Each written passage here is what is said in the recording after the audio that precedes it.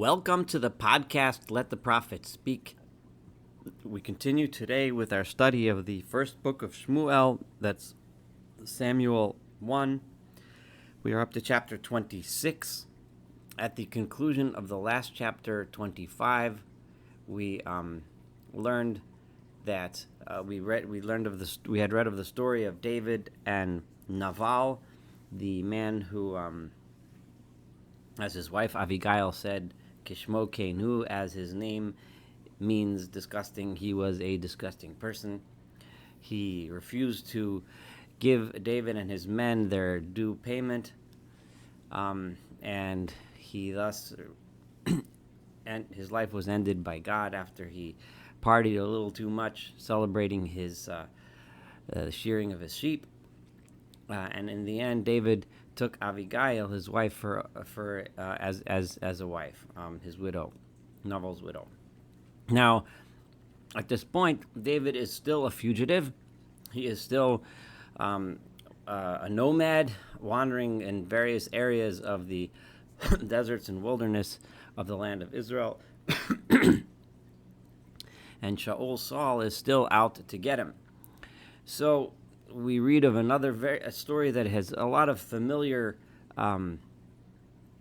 pieces, a lot of things that happened in similar stories before. Now it's kind of part of a pattern that we're already getting used to. This pattern begins with Vayavo'u Hazifim, the Ziphites, the group of people came El Shaul to Saul. We learned of them several chapters ago as well. They ratted out David before, and they're ratting him out again to Saul, Hagivata, to Giva, where Saul's seat of his government was. Lamar saying as follows, Halo David mistater begivat hachachila. David is hiding in the high place, the hills of Chachila, al Pnei HaYeshimon, which faces the Yeshimon. Now, so this is a place, presumably this place is where one of the places where the Ziphites resided, so they knew where David was, and they came to Saul to give away his whereabouts, hopefully to curry favor with the king. Vayakam Shaul, and Saul got up, Vayered el Midbar Zif, and he went down to Midbar Zif, and leaving his place, Givah, which was a elevated place, leaving the place where Saul's kingdom was based, Givah, which literally means high place, was going down. So he went down towards Midbar Zif, to the wilderness of Zif. V'ito sheloshet alafim ish, and with him were 3,000 men, Bachurei Yisrael, chosen men of Israel. These were top-notch warriors. Levakesh et David b'Midbar Zif, to find and search and find David in the wilderness of Zif. Vayichan Shaul b'Givat HaChachila, and Saul camped in the high place of Chachila, which is where the Ziphites had said David was hiding. Asher al Pnei HaYeshimon, which was facing Yeshimon al Hadarach. On the way, while he's down there, he's heading down to look for David. V'David Yoshev b'Midbar, and David was at the time living in the wilderness. Vayar kiva Shaul acharav hamidbar, and he saw, maybe he had scouts, maybe he saw himself from the distance, that Saul was coming after him in the wilderness. Vayishlach David miraglim, and David then sent spies or scouts, and he so that he knew exactly when Saul arrived at the location which we mentioned before, the Givat HaChachila. Vayakam David, and David then got up, Vayavo el Makom, and he came to the place. It's not clear at this point exactly what David was going to try to do. One possibility, he was coming to try to kill Saul, but we've already seen his behavior in similar situations that was not his intent. Another possibility is to try to convince Saul to stop chasing him, and that David has no grudge against him, and that David had never been trying to harm Saul at all, which is more likely, which is what David had done in previous opportunities and will do again this time in a similar pattern. So he came to the place Asher Chanasham Shaul, where Saul was camped. Vayar David et Hamakom, and David saw the place Asher Shochav Sham Shaul, where Saul had lied down. Presumably he had arrived after the journey, and he lay down to rest. The Avner ben Ner Sartzva'o, and Avner, the son of Ner, was his military general, his chief. V'Shaol shochev b'ma'agal, and Saul was resting in the ma'agal, which is a circle, an encampment within which Saul should have been protected. V'ha'am chonim sevivosav, and the nation was camped around him, presumably to protect the king who was inside the circle, inside the military camp. Vayan David, Vayomer el Achimelech Hachiti, and David answered and said to Achimelech the Hittite, V'el Avishai ben Tzeruya, and to Avishai the son of Tzeruya, Achi Yoav, who was the brother of Yoav, who was Yoav ben Tzeruya, who was the head of David's armies, as we've seen before. Lamar saying as follows: Mi yeredi ti el Shaul el Machane. Who's going to come with me to Saul, to the camp? Vayomer Avishai, so Avishai said, Ani ered imach, I will go down with you. I just want to take note here, Achimelech Hachiti, Achimelech the Hittite. So it's interesting to note that we have a Canaanite, the Hittites were Canaanites, not an Israelite, here as one of the leaders within David's group. We also saw before Doeg HaEdomi, the Edomite, who was one of the heads of Saul's security detail. So we see that Canaanites were integrated within the both royal houses, the current royal house of Saul and the future royal house of David. This, I think, harkens back and reminds us of what we emphasized in the book of Joshua, and that is that of the people that were in Canaan, those that took the opportunity to join and support the Israelites as they conquered the land were accepted and were not killed along with those who resisted and fought. So this is just, seems to be obvious. There are other explanations as to what this means, but I'm just saying what the simple, plain meaning of the verses is, that there were Canaanites who joined forces with the Israelites and presumably eventually assimilated into the people. Vayavo David va'Avishai ala amlai, not just assimilated, but assimilated to high ranks. Vayavo David va'Avishai ala amlaila. So David and Avishai came in during the night. V'hinei Shaul shochev, and Saul was then sleeping at night. Yashen b'ma'agal, he was sleeping in the circular encampment. V'chaniso mu'ucha v'aretz min ha'shosav, and his spear, the famous spear that he used in previous attempts to kill David with, it was stuck in the ground near his head. So he slept with his weapon right next to him. Until this day, when soldiers sleep, they sleep typically with their weapons right next to them. So v'Avner v'Ya'am, and Avner and the people, shochvim svivosav, they were sleeping around him. So whoever was supposed to be standing guard wasn't doing a very good job. Vayomer Avishai el David, and Avishai said to David, Sigar Elohim hayom et oyivcha biyadecha. God has delivered your enemy into your hand. He's right here. You have the spear right here. He's sleeping. Everyone else is asleep. I will strike him through with the spear into the ground, impale him into the ground. Pamachas, just one shot. I won't even have to do it twice. Presumably because if he doesn't do it the first time, Saul will awaken, scream, help will come. So I can do it just once, quick, it'll be over. Think for a moment about what the situation would have been with the history of the people of Israel had David taken over the kingdom by killing Saul. I just plant that thought in your mind and think about it. And let's read verse 9. Vayomer David el Avishai. David said to Avishai, Al tashchitehu, do not kill him, do not destroy him, do not commit any acts of violence against him. Ki mi shalach yado b'Mashiach Adonai v'nika. Who can send his hand against he who has been anointed by God and v'nika, and walk away with clean hands? In other words, there may be justification for me to do it. Yes, it's true that Saul is after me to kill me. There may be justification. But when one kills the king, it doesn't just disappear. The rest of history remembers that I killed the king, and I don't want to be remembered that way. I don't want that to be the way I ascend to the leadership position that I'm destined to ascend to. Vayomer David, and David said, this is verse 10, Chai Adonai, by God, by literally means as God lives, It's just a way of swearing by God's name. Ki'im Adonai yigafenu, that only by God himself will he be struck down. O yomo yavo vames, or his time will come, he'll get old and he'll die. O vamilchama, or he'll die at war. Yered v'nispa, he'll go down to battle and get killed in battle. There's many ways God can take him down. Yigafenu, the first choice, seems like through illness, or he'll just die of old age, or he'll die in battle. There's plenty ways that Saul can die without me being responsible for killing him. Chalila li, God forbid, may Adonai, that I should do this. Mishloach adi b'Mashiach Adonai, that I should send my hand against God's anointed one. I do, though, want you to take the spear that is at his head,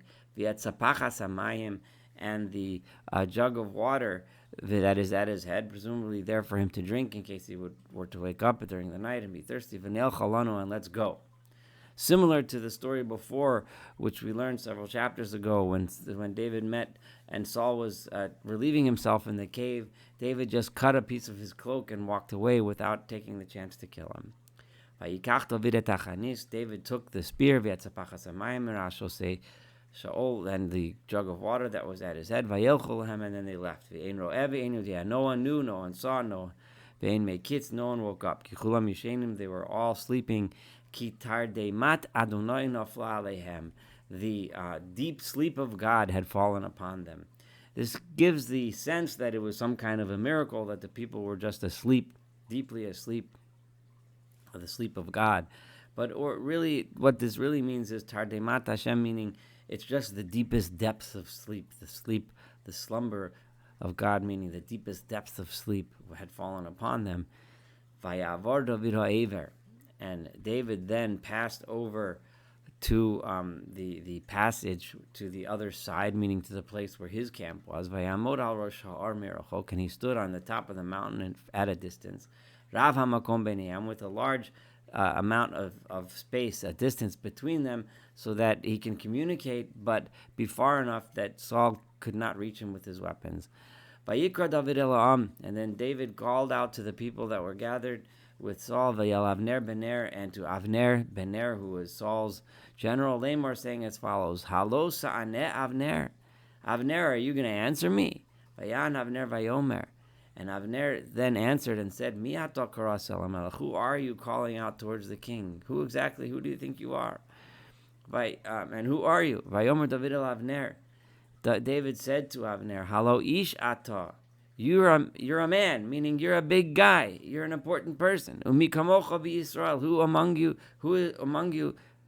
Who is like you among the people of Israel? V'lama lo shamarta al Adonecha melech. Why did you do such a terrible job as a guard? Why did you not guard your master, the king? Kiva achad ha'am la'ashchit et hamelech Adonecha. A random person, just one person from the nation came, la'ashchit et hamelech, to destroy the king, your master. And you were slept on your watch duty. What kind of a general are you? Lo tov hadavar hazeh asher asisa. This is not very good thing which you have just done. Chai Adonai, as God lives, ki v'nei maves atem. You all deserve death for dereliction of duty. Asher lo shemartem al Adonai chama Mashiach Adonai, because you did not guard your master, the anointed of God. Now go ahead, look. Where is the king's spear? And the water bowl that was lying at his head. So, if you think I'm just, full of hot air and I'm just babbling now from a distance where I'm safe, look, we'll check out where the spear is, and you'll see that I was right there in the middle of the camp, and I could easily have killed your master Saul. Now Saul, who was listening, immediately recognized that this was the voice of David. Remember David, who he'd spent so many times listening to his song and so on. He hears the voice of David. Vayomer hakol chazeh b'ni David. Is this your voice, my son David? Vayomer David, and David said, Koli, this is my voice, Adoni HaMelech, my master the king. It's impossible not to think of the imagery. These words are so similar to the words that Isaac said to Jacob when Jacob dressed up as his brother Esau, and he said, "Is this your voice, my son Esau?" And Jacob answered, yes, this is your son. And this is very similar language used here. And it gives you the feeling, the image. There's two ways to understand Saul's reaction here, and his reaction on numerous occasions where he encountered David. He was basically humiliated by David. And then he would make a promise, David, I'm not going to hurt you. And he seemed to repent from his anger and turn away from his wrath and his arrogance. And for a momentary, fleeting few moments, he seemed to recognize that David was not his enemy and that he should stop this assault on David. So one is to say that that Saul's reaction is completely and totally dishonest. And he's simply saying that because of the circumstances of the situation, because he doesn't have a choice. He was vulnerable, and he can't get at David right now in these circumstances. So he promises David, come back, right? Another way of understanding is that deep in Saul's heart, there still remained a little bit of that love for the David who really helped make him successful to the extent that he was successful as a king. David helped him get there. And he had a little bit of positive feeling, which was genuinely aroused for these few fleeting moments until he became, of course, angry again later. And that seems to be a repeating pattern. And I'm going to choose the second path here because the way the verses are written, it seems to be describing to us how Saul's heart was touched. First, he got slammed down. Yes, this was a reaction to the fact that he almost got killed. And he was humbled. Humiliated is a better word. But then, somewhere in his heart, that aroused this feeling of positivity towards David. Vayomer. And he said, Lama ze Adoni rodef acharei avdo. This is David's response to Saul. Or in other words, Saul says, is this you, my son, David, in such a loving words? Meanwhile, he has 3,000 soldiers about to kill him, or trying to. So David says, why are you running after your servant? What have I done? And what evil have I committed with my hand? In other words, I have done nothing to you. Now, listen up, please, my master the king. To the words of his servant, me, David. If it is God that convinced you against me, in other words, if this is a genuine feeling that is God meaning truth, in other words, you truly actually feel on your own. Remember, before David was suspicious that there was some person feeding Saul false information, making Saul jealous and angry at him. Now David is thinking, well, maybe something else is happening here, right? Maybe somehow it is God, or maybe it's somehow coming genuinely from within your heart. If that's the case, Yorach Mincha, let God smell the scent of an offering. In other words, let's pray to him. Let's bring an offering to God. And then we'll see. Right? And if they are people doing that, then may those people be cursed before God. In other words, if it's not God that's convincing you, but it actually is people that's inciting you against me, then may they be cursed. Because they have driven me out. They have literally, Gershuni means they have divorced me. They have sent me out. They have knocked me out is not a good word. They have driven me out today, so that I should not have my portion in God's inheritance. In other words, I'm a wanderer now. I'm a nomad. Leim are saying, Lech avod Elohim acherim. And they tell me, go, worship other gods. In other words, don't stay here in the court of the king who leads the people that worship God. Go out there and worship other gods. This is a striking passage because what does this mean, go out and worship other gods? No one ever told David to worship other gods. This is the origin, the Talmudic origin of the idea that one who leaves the land of Israel is as if he is worshiping other gods. Obviously, it doesn't mean he's guilty of worshiping other gods, but what it means here is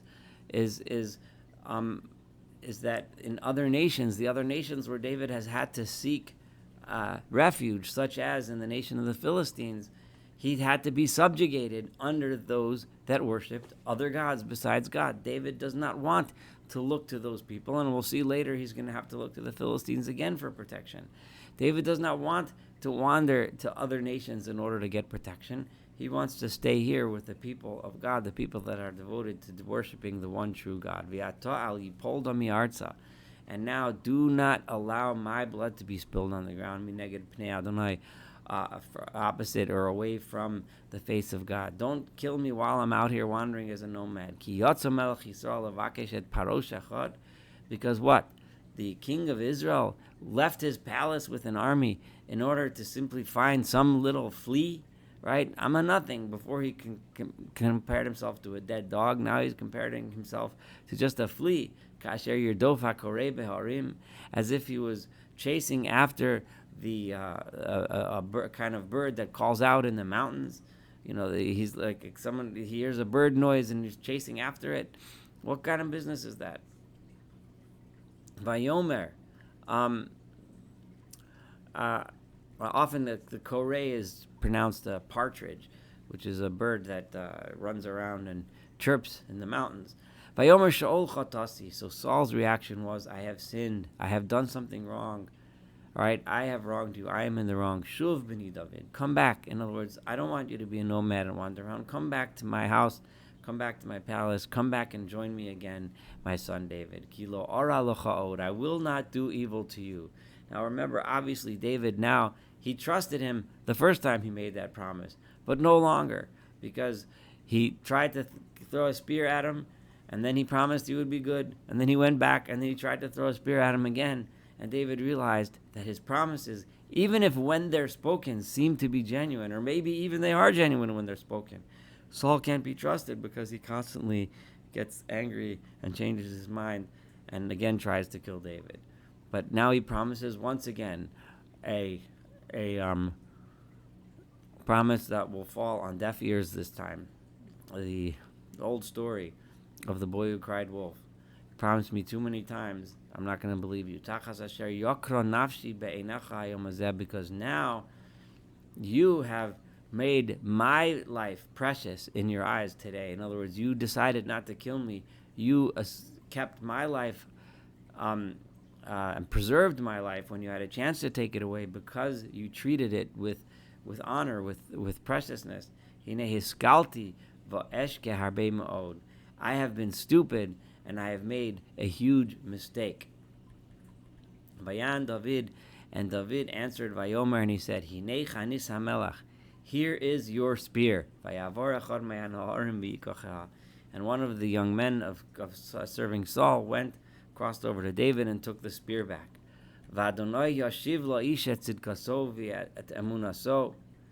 And God will repay to the man, to every man, his righteousness, his proper actions, and his trustworthiness.